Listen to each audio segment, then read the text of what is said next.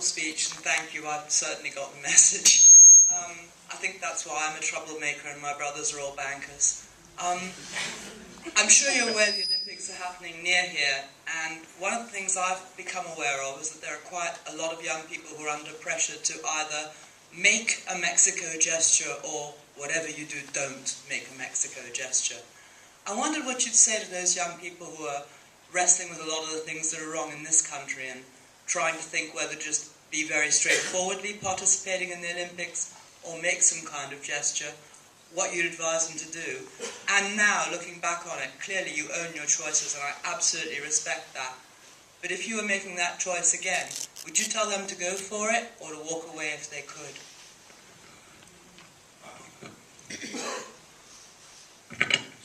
I go into philosophy that everybody got to float their own boat.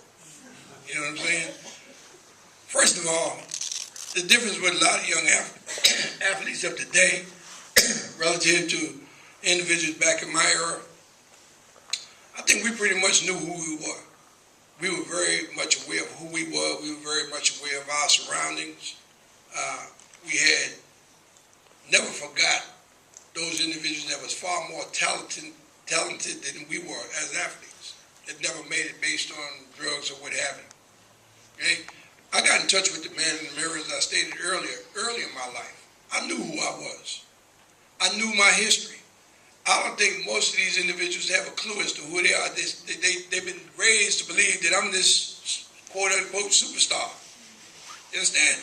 I look at a lot of them to the point where they so elitist in this athletic syndrome that they're in, they don't even want to get close to the fans. You understand? A lot of them think that, like I tell them, I say, man, people ask you for autograph. Are you that large that you can't stop what you're doing this time for the people? Without them, you ain't nobody. They're the ones that make you the superstar. They come to see you. So, like I tell kids, if you're going to do a demonstration, you have to have the knowledge as to what moves you. You have to have what they call it a passion for something. You have to have a vision as to why you feel it's necessary to do a demonstration. If you don't know no history about nothing, how you going to take part because somebody said you should be doing this or that? No, we studied real hard. So when they came and they shot the questions on us about why are you doing this, we knew why we was doing it. Understand? Are you aware about the repercussions of doing what you attempted to do? Yeah, we know about repercussions. But see, a lot of these kids don't realize, they think like when I say my birthday is June 5th. That's a nice day. But in my estimation, June 5th is just another day. It's not important to me. The day that I die is even less important to me. In my life, what means more to me is what I do between those 2 days. That's what I'll be remembered for. It ain't about the day John Carlos came here, the day he left here. It's about what he did, why he was here. And I did it based on me visualizing where I came from. Never forgetting about the people that was in my community. There's a lot of these individuals right here in England that might be living in the area where they moved these people out, never to return. And when I say when they move people out for the Olympic venues, they don't realize the Olympic people don't care. But the people that's being moved, they don't realize this more than you just being displaced. Your mother could have gave birth to you at this hospital down the street. Now the hospital is gone. Your daddy could have had a business there. You kissed your first girlfriend right there on that bench.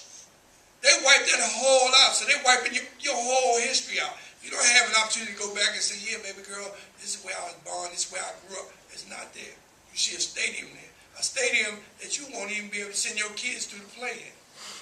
These are things that people have to say, let me look at it from a lot of different perspectives. That's why I stated that we told those individuals, say, man, all we ask you to do is give up 15 minutes of your life. And you have to remember, it's a strong false because they got that carrot, the gold medal, the silver medal, the bronze medal. They raised them on TV from little kids to go for the carrot. If you sat back and looked at this demonstration that you see relative to 68, throughout the world, they have them in history books. But then you say, I see the image, and I see 3 lines under the image, but I don't see the history of what it was, why it was. You sit back and think about it. 44 years have gone by. 44 years. And they put all kinds of headlines in the paper to destroy our character, our image, our belief, our love for society. To show you how deep God is, God said they made it a Black Power movement. I'm going to bring it back to a humanitarian movement. And when I say that, I'm saying if anybody here can tell me what they've experienced in their life and that has endured for 44 years. When I say endured, I'm not talking about endured when you saw it once that year. 44 years every day in a magazine, on television, in a newspaper, on a t-shirt, in a classroom, somewhere that image is being revealed. But relative to the story of that image, why is it they don't want those young kids to know? And the reason why these young kids, they don't want to know, is because they don't want them to step up this day. But at the same time, we're in the era now where you can take one finger and learn more than your 5 generations before you can learn. So it's a responsibility of themselves for them to pick themselves up by the bootstraps and learn who they are. You can't demonstrate on anything until you know who you are.